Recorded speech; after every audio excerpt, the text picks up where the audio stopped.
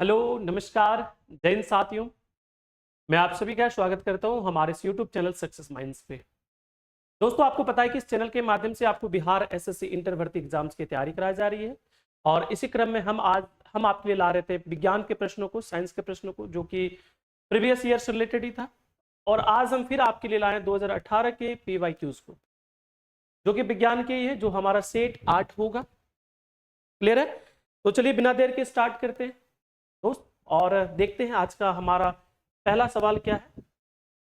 पहला सवाल है कि शल्य क्रिया में पट्टियों के रूप में प्रयोग किया जाता है, used as bandages in surgery. देखिए हमने आपके लिए प्रयास किया है कि अब जो सवाल आपको दिया जाएगा, अब जो आपको जो मिल रहा होगा यहाँ पे, वो हिंदी और इंग्लिश दोनों में होगा। कई साथियों का कहना था कि भाई सिर्फ आप हिंदी करा रहे हो तो हिंदी में समझ में नहीं आता है, साइंस दिक्कत हो जा रहा है। तो हमने क्या किया कि दोनों ही लैंग्वेज में आपके लिए लेके आए हैं। तो चलिए बिना देर के स्टार्ट करते हैं। पहला क्या सवाल है, देखिए ध्यान से। शल्य क्रिया में पट्टियों के रूप में किसका प्रयोग किया जाता है, used as bandages in surgery.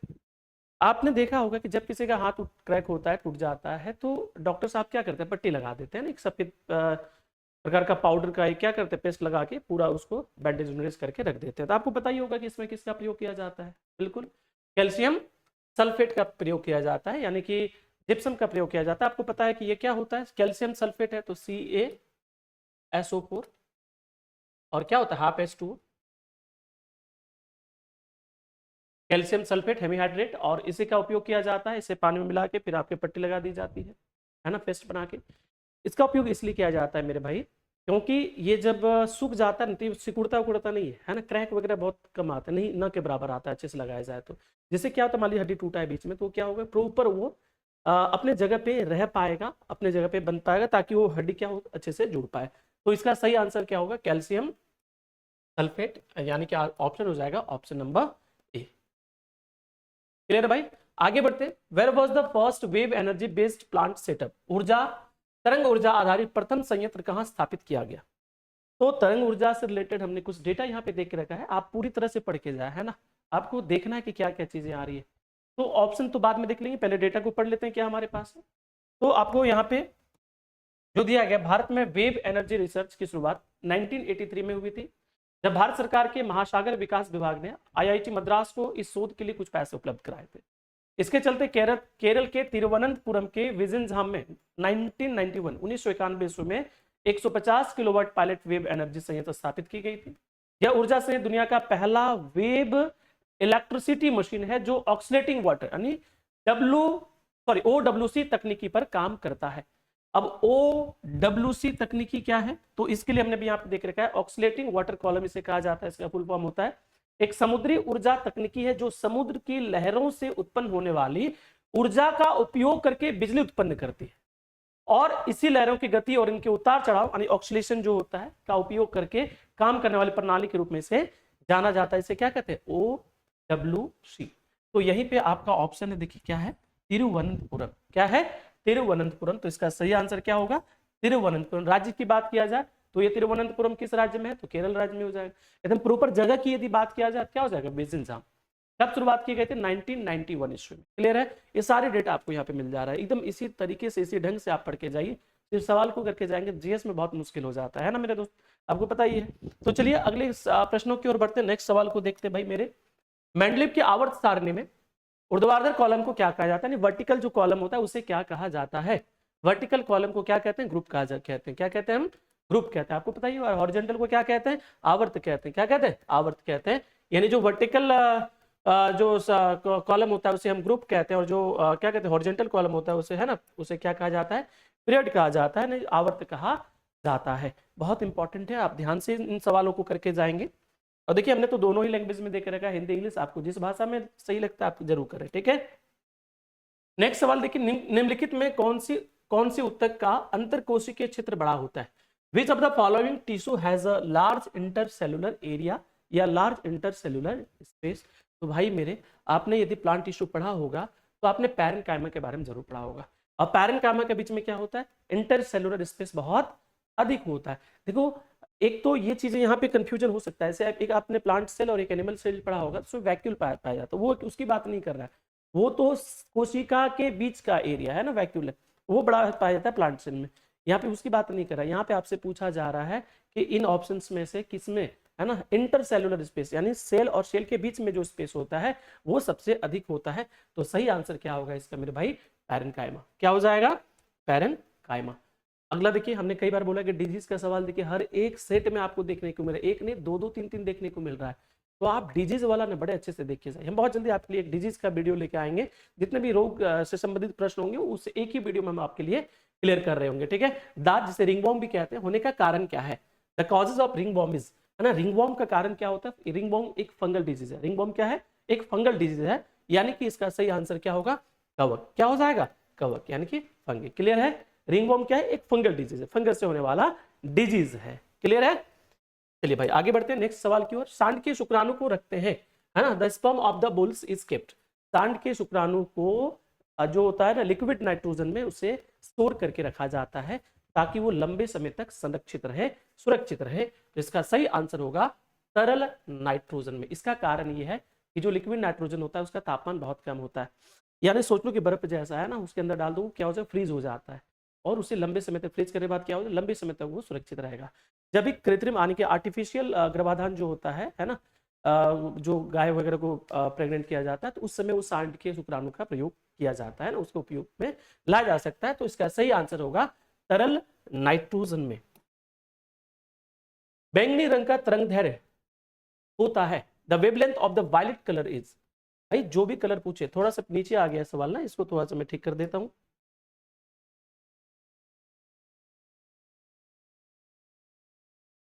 हाँ, अब आपको दिख रहा होगा, यहाँ पे बैंगनी रंग का पूछ रहा है, सबसे कम होता है, सामान्य होता है, सबसे अधिक होता है, इनमें से कोई नहीं। अब थोड़ा सा इस चार्ट को ध्यान से देखें, ये हमारा ऊपर में आपको दिख रहा होगा, ये क्या है, लाल कलर है। क्या है, लाल कलर है। ये रेड कलर है, और रेड कलर का जो वेवलेंथ है आप देखोगे 600, है ना, 20 से लेकर 750 nm तक होता है, नैनोमीटर तक होता है। वही वायलेट कलर की बात किया जाए तो देखिए वायलेट कलर कहाँ पे आपको मिल रहा है भाई मेरे, वो सबसे आपको नीचे मिल रहा है, और इसका कितना है 380 से लेकर 425। इन कलर, ये जो 7 कलर आपको दिख रहा है जो कि विबग्योर है ना, जिसे आप पता ही होगा, यहाँ से देख लो, VIBGYO और क्या है, R है। ये जब आप व्हाइट लाइट को किसी प्रिज्म के थ्रू पास कराते हो तो वो क्या होता है, वहां पे लाइट बिखरता है ना, डिस्पर्श होता है, और फिर आपको ये विबग्योर मिल रहा होता है, इसमें वायलेट, इंडिगो, ग्रीन, है ना, ब्लू, ग्रीन और येलो, ऑरेंज और क्या हो जाना है, रेड हो जाना। अब इनमें से आपसे पूछ रहा है तरंगदैर्घ्य, है ना, बैंगनी जो रंग है, बैंगनी रंग है, इसका तरंगदैर्घ्य क्या होता है, कम होता है, अधिक होता है, सामान्य रहता है, क्या होता है। तो इसमें यदि देखोगे तो सबसे नीचे आपको मिलेगा क्या, बैंगनी। तो इसका सही आंसर क्या होगा, सबसे कम होता है। क्या होता है, सबसे कम होता है। वेवलेंथ यदि यहीं पे पूछ दिया जाता, फ्रीक्वेंसी आवर्ती की यदि बात किया जाता, तो आवर्ती में सबसे अधिक आप देख पा रहे हो भाई मेरे, है ना, आवर्ती में क्या होता है, सबसे अधिक होता है किसका, बैंगनी रंग का, और सबसे कम होता है किसका, लाल रंग का, रेड कलर का। और वेवलेंथ में रेड कलर क्या है, सबसे ऊपर में है, सबसे अधिक होता है इसका तरंगदैर्घ्य, और फ्रीक्वेंसी इसकी कम, और बैंगनी का क्या होता है, तरंगदैर्घ्य कम और फ्रीक्वेंसी अधिक आपको देखने को मिल रहा है। तो चलिए आगे बढ़ते हैं भाई मेरे नेक्स्ट सवाल की ओर। मूल्य एक उदाहरण है, पता नहीं ऐसे सवाल क्यों दिए जाते हैं, है ना, ठीक है, आ गया तो आप कर ही लेना। ऐसे तो देखो सारा क्या है, देखो कौन like tap root like tap root of respiratory root, tap root in the form of कुंभी, है ना। तो ये सारे ऑप्शंस है, तो इसका जो सही आंसर जो BSSC ले रही है उसका होगा क्या, तर्क रूपी मूसला जट। ऐसे तो टैप रूट ही होता है, लेकिन टैप रूट का भी टाइप पूछा गया है, ठीक है। तो ठीक है, जैसे भी आए कोई दिक्कत नहीं है, आप कर ही सकते हो आराम से। अगले सवाल की ओर बढ़ते हैं। निम्नलिखित में सबसे भारी तत्व कौन सा है, which of the following is the heaviest element. यहाँ पे कुछ एलिमेंट है, ऐसे ऑप्शन में, ऐसे प्रश्न में ऑप्शन आपका इंपॉर्टेंट हो रहा होगा। ऑप्शन डिपेंड करता है क्या ऑप्शन दिया गया, उससे के आधार पे आपको आंसर लेना मेरे, ठीक है। तो ओस्मियम है, ऑक्सीजन है, हाइड्रोजन है, कार्बन है। भाई मेरे आपको पता है कि ओस्मियम क्या होता है, इसका एटॉमिक नंबर कितना होता है, लगभग अरे भाई लगभग क्या 76 होता है ना, और एटॉमिक मास जो होता है लगभग कितना होता है, 190 के आसपास होता है। ऑक्सीजन की बात यदि किया जाए तो इसका एटॉमिक नंबर क्या होता है, 8 होता है ना, मास लगभग कितना होता है, 16 होता है। ऑक्सीजन तो बोलने की जरूरत ही नहीं है, कार्बन का कितना हो जाएगा, 6, कार्बन का कितना हो जाएगा, 6। तो आप यही एटॉमिक नंबर और एटॉमिक मास के आधार पर यदि देखोगे, एटॉमिक मास के आधार पर यदि देखते हो, तो यहाँ पे आपको क्या मिल रहा है भाई मेरे, यहाँ पे क्या मिल रहा है आपको, आप ध्यान से यदि देखो तो, है ना, ये 1 के आसपास ही होता है, तो यहाँ पे रख लोगे 1 ही, ठीक है। ठीक है भाई मेरे। तो यहाँ पे ऑप्शन देख लो, एटॉमिक मास, एटॉमिक वेट देख लो, एटॉमिक नंबर देख लो। आप एटॉमिक मास नहीं भी याद रखते कोई दिक्कत नहीं है, बस एटॉमिक नंबर ध्यान में रख लेना, जिसका जितना ज्यादा एटॉमिक नंबर उतना ही ज्यादा एटॉमिक मास होगा। इन ऑप्शन में तो सबसे है ना अलग दिख ही रहा है क्या, ऑस्मियम। तो इसका सही आंसर क्या होगा भाई मेरे, ऑस्मियम होना है। क्या होना है, ऑस्मियम। क्लियर है, आगे बढ़ते हैं, फटाफट सवालों को देखते हैं, है ना। चलिए, आप तो तैयारी कर ही रहोगे, इस तैयारी के क्रम में आप प्रीवियस ईयर को सिर्फ आप देखते हुए आगे बढ़ जाइए, और जो जो मैं बता रहा हूँ उसको जरूर करिए। क्लियर है। विद्युत इस्त्री में क्या उपयोग होता है, what is used in electric ironing. Electric iron में किसका उपयोग किया जाता है भाई मेरे, तो आपको ये पता ही होना है ना, क्या होगा, नाइक्रोम का तार का उपयोग किया जाता है ना, नाइक्रोम कॉइल का यूज किया जाता है। क्यों यूज किया जाता है ये जानना जरूरी है, क्यों यूज किया जाता है आपको पता ही होगा, क्यों यूज किया जाता है भाई मेरे, बताइए। हाँ, इसका क्या होता है, रेजिस्टेंस अधिक होता है ना मेरे, रेजिस्टेंस क्या होता है, अधिक होता है। रेजिस्टेंस अधिक होने के कारण क्या होता है, ये हीट ज्यादा जनरेट कर पाएगा। आपने क्लास 10 में, देखो ये क्लास 10 से बाहर नहीं है, कई बार मैं इस चीज को बता चुका हूं आप लोगों को। आपने क्लास 10 में पढ़ा होगा, है ना, कि जो क्या बोलते हैं, रेजिस्टेंस जो है वो किन किन फैक्टर पे, या हीट जो जनरेट होता है किसी डिवाइस में, उन किन किन फैक्टर पे डिपेंड करता है। तो आपने देखा होगा, इलेक्ट्रिसिटी पे डिपेंड करता है, रेजिस्टेंस पे डिपेंड करता है, और टाइम पे डिपेंड करता है। क्लियर है। तो जितना ज्यादा रेजिस्टेंस होगा उतना क्या करेगा, ज्यादा हीट प्रोड्यूस करेगा। और इलेक्ट्रिक आयरन का उपयोग क्यों करते हैं, वो हीट पाने के लिए हम लोग आयरन कपड़े को आयरन करने के लिए, इस्त्री करने के लिए उपयोग करते हैं। तो इसका सही आंसर होगा नाइक्रोम का तार। क्लियर है भाई, आगे बढ़ते हैं। यूरिया में कितना प्रतिशत नाइट्रोजन पाया जाता है। यूरिया क्या होता है, बेसिकली एक नाइट्रोजन सब्सटेंस, नाइट्रोजन के लिए इसका उपयोग किया जाता है, और इसमें लगभग 49% जो है, 49% जो है वो क्या होता है, नाइट्रोजन होता है। यदि यूरिया की बात किया जाए, यूरिया का जो मुख्य घटक होता है वो होता है एनपीके, याद रख लेना, नाइट्रोजन, फास्फोरस और पोटेशियम। ये तीन यूरिया का मुख्य घटक है, जिसमें नाइट्रोजन सबसे इंपॉर्टेंट है। और नाइट्रोजन का जो प्रतिशत होता है लगभग कितना होता है, 49%, यानी कि 49% होता है भाई मेरे, इसे जरूर याद रख के जाओगे। ठीक है, आगे बढ़ते हैं। ट्रांसफार्मर का उपयोग किया जाता है, यानी ट्रांसफार्मर में किसका उपयोग किया जाता है, तो आपको पता है अल्टरनेटिंग करंट, है ना। ट्रांसफार्मर में ओनली अल्टरनेटिंग करंट, तो इसका सही आंसर क्या होगा, अल्टरनेटिंग करंट। क्लियर है, आगे देखते हैं नेक्स्ट सवाल। कौन सा एंजाइम भोजन में उपस्थित जीवाणु को नष्ट करता है, which enzyme destroy bacteria present in the food. अब देखो ऑप्शन है, इन ऑप्शंस को एलिमिनेट करने का तरीका सीखो। जैसे टाइलिन क्या है, टाइलिन जो है वो लार में पाया जाता है, और ये क्या करता है, ये आपके स्टार्च को या कार्बोहाइड्रेट को तोड़ता है, राइट। तो ये तो ऑप्शन गया। अगला क्या है, लाइपेज। क्या है, लाइपेज, लाइपेज फैट का करता है। क्लियर है। यहाँ पे एक सबसे इंपॉर्टेंट जो ऑप्शन मुझे दिख रहा है वो है लाइसोजाइम, इसे ध्यान में रख लोगे। ठीक है, लाइसोजाइम को ऐसे याद रखो ट्रिक वे से, है ना।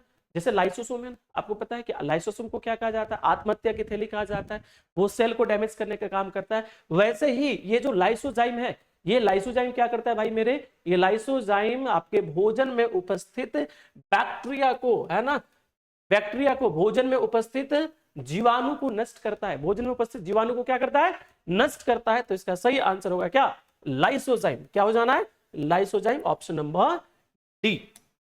आगे बढ़ते हैं। निम्नलिखित में कौन सा लैंगिक संचरित रोग है, which of the following is a sexually transmitted disease. लैंगिक संचरित रोग यानी कि सेक्सुअली ट्रांसमिटेड डिजीज जो है, डिजीज का सवाल है, कई बार बोल चुके हैं, डिजीज छोड़ना नहीं है, हर एक सेट में आपको डिजीज का सवाल मिलना ही मिलना है, एकदम तय लिख के रख लो। तो इसका सही आंसर क्या होगा, इसका होगा सिफिलिस, है ना। सिफिलिस क्या है, एक लैंगिक संचरित रोग है, यानी कि सेक्सुअली ट्रांसमिटेड डिजीज है। हीमोफीलिया की बात किया जाए या पेटाउ सिंड्रोम की बात किया जाए, तो आपको पता है कि ये अनुवांशिक रोगों में आता है। किसमें आता है, अनुवांशिक। गाउट मतलब गठिया, आपको पता ही है कि ये क्या होता है, जोड़ों में यूरिक एसिड के जमाव के कारण ये डिजीज होता है। तो ये सारी चीजें देखिए, ऑप्शन ही एलिमिनेट हो जाएगा, है ना। तो आप आराम से देख सकते हो इन सवालों को, कोशिश करिए बढ़िया तरीके से पढ़ के जाइए, एग्जाम आए फटाफट सवाल बने, आपसे सिलेक्शन हो आपका, ये बहुत जरूरी है। क्लियर है भाई मेरे, आगे बढ़ते हैं। 100 मिली रक्त में सामान्यतः कितना हेमोग्लोबिन पाया जाता है, तो 100 ml में 15 ग्राम, है ना। जब आप ब्लड टेस्ट कराने जाते हो, हेमोग्लोबिन कितना होता है, 50, है ना, आता है 14 13 ऐसे आपका आ रहा होगा। तो क्या होता है, बेसिकली 15 ग्राम एक एवरेज है, इससे अधिक भी होता है, महिलाओं में इससे कम भी पाया जाता है। महिलाओं में औसतन जो होता है वो 12 13 14 तक पाया जाता है। पुरुषों में जो है वो हीमोग्लोबिन की मात्रा महिलाओं की तुलना में अधिक पाया जाता है, लेकिन जो औसतन है, जो औसत एवरेज पूछा जाएगा, वो उसका सही आंसर होगा 15 ग्राम पर ml, 15 ग्राम पर ml हो जाना है। क्लियर है, आगे बढ़ते हैं भाई मेरे। किसे कोशिका की आत्महत्या की थैली कहा जाता है? अभी हमने बात करा था लाइसोजाइम से लाइसोसोम, यहाँ पे वही बात आ गई। आत्महत्या की थैली किसे कहा जाएगा? तो ये हो जाएगा लाइसोसोम। क्लियर हो जाए? क्लियर है भाई? ये क्या हो जाना है? लाइसोसोम। लाइसोसोम क्या करता है? जैसे ही कोई सेल अपना प्रॉपर फंक्शन नहीं कर पाता है, वो डैमेज हो जाता है, तो लाइसोसोम से एक एंजाइम निकलता है। उस एंजाइम की वजह से वो सेल क्या होता है? वो सेल को डाइजेस्ट कर जाता है ना, सेल को डिस्ट्रॉय कर देता है, डाइजेस्ट कर लेता है। तो आत्महत्या की थैली किसे कहा जाता है? सेल के अंदर, है ना, किस ऑर्गेनली को कहा जाता है? किस कोशिकांग को कहा जाता है? तो इसका सही आंसर होगा क्या? लाइसोसोम। क्या होगा भाई मेरे? लाइसोसोम। अगला गुरुत्वाकर्षण जी का मान भाई बताना जरूरी है क्या? बताओ। ऐसे छोटे छोटे सवाल पूछे जाए, ऐसा सवाल आए छोड़ना नहीं है, ठीक है? यही सिलेक्शन आपको दिलाएगा। क्या आंसर होगा? 9.8 मीटर पर सेकेंड स्क्वायर। 9.8 मीटर पर सेकेंड स्क्वायर। क्लियर है? तो ऑप्शन एलिमिनेट हो जाएगा, ऑप्शन देखना ही ना है। ये सब याद है ना भाई? पक्का याद कर लो, इन छोटे छोटे चीजों को छोड़ना नहीं है। बायोगैस का मुख्य अवयव क्या है ना? बायोगैस से यानी कि क्वेश्चन पूछा जा रहा है what is the main constituent of biogas. तो बायोगैस का जो मुख्य घटक है, मुख्य तत्व है भाई मेरे, वो क्या है? मीथेन। लगभग 60% पाया जाता है। दूसरा जो सबसे इंपॉर्टेंट है वो कार्बन डाइऑक्साइड है। क्या है? CO2। ये बायोगैस का मेन अवयव में CO2 भी आता है। लगभग कहा जाता है इसका जो प्रतिशतता होती है वो लगभग 35% पाया जाता है। बायोगैस का जो मेन कंपोनेंट है वो क्या है? मीथेन, जिसका मात्रा लगभग कितना होता है? 60% होता है भाई मेरे। नेक्स्ट सवाल है आपका, गर्म सूप स्वादिष्ट होता है क्योंकि? जो गर्म सूप होता है वो बहुत स्वादिष्ट होता है। क्या रीजन आपसे पूछ रहा है ना? मुंह में पानी आ गया होगा भाई, सूप है ना, पढ़ते पढ़ते मिल जाए बड़ा आसान, हम पढ़ाते पढ़ाते में मिल जाए बड़ा मजा आ जाए पढ़ाने में। क्लियर है? तो जो सूप होता है बेसिकली क्या होता है? गर्म गर्म जो सूप स्वादिष्ट, इसका कारण क्या है? ध्यान से समझेंगे। हमारे जिह्वा में, हमारी जो टंग है, इसमें पाया जाता है टेस्ट बड्स, है ना, यानी कि रस को अवशोषित करने वाले कुछ पार्ट कह लो, है ना। और जीवों में अलग अलग जगह से अलग अलग हमें रस का अनुभव भी होता है। तो जब सूप, गर्म सूप हमारे जीवा में यानी कि हमारे टंग में जाता है तो फैल जाएगा, क्योंकि गर्म सूप का जो कह सकते हो पृष्ठ तनाव होता है वो बहुत कम हो जाता है। यानी किसी भी ऑब्जेक्ट को जब आप हीट करोगे, किसी लिक्विड को हीट करोगे, तो उसका जो पृष्ठ तनाव है, सरफेस टेंशन है, वो घटता है। और जब उसे आप ठंडा करोगे, कूल करोगे, तो उसका क्या होता है? पृष्ठ तनाव बढ़ता है। तो ऐसे में यदि लिक्विड गर्म सूप जो होता है वो गर्म होने पे क्या होता है? हमारे जीवा पे आसानी से फैल जाएगा। रीजन क्या है? उसका पृष्ठ तनाव कम होता है, और यही इसका कारण है। इसका पृष्ठ तनाव कम होने के कारण हमारे जीवा पे फैल जाता है, और टेस्ट बड्स भी अच्छे से वर्क फंक्शन कर पाता है। टेस्ट बड्स अच्छे से उसे एब्जॉर्ब कर पाएगा, और फिर आपको स्वाद की अनुभव होगी। क्लियर है बच्चे भाई मेरे? तो इसका सही आंसर क्या होगा? गर्म सूप स्वादिष्ट होता है क्योंकि इसका पृष्ठ तनाव कम हो जाता है। क्लियर है? यानी its surface tension is reduced. Clear है? कृत्रिम वर्षा उत्पन्न कराने में उपयोग किया जाता है। It is used to generate artificial rain. Artificial rain में सिल्वर आयोडाइड का उपयोग किया जाता है। किसका उपयोग किया जाता है? Silver iodide. कृत्रिम बारिश बादलों को मिलाकर, है ना, बादलों को सिल्वर आयोडाइड, पोटेशियम आयोडाइड और ड्राई आइस जैसे पदार्थों के एक साथ छिड़काव करके पैदा की जाती है। तरल प्रोपेन जो एक गैस में फैलता है का उपयोग किया जाता है। इस प्रक्रिया को शेडिंग कहा जाता है। जो भी डेटा है इसे थोड़ा देख के जाओगे। ऑप्शन तो आपके पास है ही। सही आंसर क्या होगा इसका? Silver iodide. सिल्वर आयोडाइड नहीं रहेगा, पोटेशियम आयोडाइड और ड्राई आइस भी आपको ध्यान में रखना है। इन ऑप्शंस के आधार पर इसका सही आंसर क्या होगा? Silver iodide. क्लियर है? आज का अंतिम प्रश्न है, विद्युत मोटर एक परिवर्तित करने वाला युक्ति है। इलेक्ट्रिक मोटर अ कन्वर्टिंग डिवाइस। यानी पूछा जा रहा है जो इलेक्ट्रिक मोटर है वो क्या करता है ना। ऑप्शन देखिए ध्यान से। Conversion of mechanical energy into sound energy. भाई मोटर है, फैन उनमें लगा रहता है ना, वो क्या करता है? उसमें इलेक्ट्रिसिटी देते हो और फिर उसको मैकेनिकल में चेंज कर रहा होता है। तो ऑप्शन ए तो गलत। Option B conversion of electric energy into light energy, ना, बल्ब थोड़े ना भाई, इलेक्ट्रिक मोटर की बात कर रहा है। Conversion of electric energy into mechanical energy, बिल्कुल। ये विद्युत ऊर्जा को यांत्रिक ऊर्जा में बदलता है। तो इसका सही आंसर ऑप्शन नंबर क्या होगा? सी। डी भी पढ़ लें, क्या है? Conversion of mechanical energy into electrical energy, बिल्कुल नहीं। ये काम जो है ना वो जनरेटर करता है। कौन करता है? जनरेटर करता है। क्लियर है भाई मेरे? तो हमने लगभग यहाँ पे 21 प्रश्नों को देखा जो 2018 के है ना, कब पूछा गया था? तो पीटी 10/12/2018 में पूछा गया था। अब 2018 का लगभग कंप्लीट हो चुका है। अगले जो वीडियो में हम आपके लिए ला रहे होंगे लगभग 2017 के का प्रश्न रहा होगा। आप अच्छे से तैयारी करिए। हर एक ईयर जो भी क्वेश्चंस, जो भी PYQs है, जो भी ईयर में पूछे गए, हर एक सवालों को डिटेल में हम आपके पास लेके आ रहे होंगे। क्लियर है? तैयारी बहुत तेजी कर दीजिए अपना, बहुत मन लगा के पढ़िए, सिलेक्शन लेना है इस बार, किसी भी तरीके से सिलेक्शन लेना है। और हाँ, हम इस चैनल के माध्यम से आपको रेलवे के भी प्रीवियस ईयर क्वेश्चंस को आपके सामने लेके आ रहे होंगे। रेलवे पीवाईक्यूज का एक सीरीज हम चलाएंगे जिसमें मैथ्स, रीजनिंग और साइंस के प्रश्नों को हम देख रहे होंगे। क्लियर है भाई मेरे? तो तैयारी करते रहिए, बड़े अच्छे से तैयारी करते रहिए, ढंग से तैयारी करते रहिए और पैटर्न को समझिए। पैटर्न जो है, जो एग्जाम का पैटर्न है उसको फॉलो कीजिए। एग्जाम एकदम अच्छी तैयारी रहेगी तो आपका सिलेक्शन आपसे कोई नहीं छीन सकता है। जरूर आपका सिलेक्शन होगा, कितनी भी बाधाएं क्यों ना आ जाए। एकदम तैयारी को बहुत अच्छे से रखिए, ठीक है।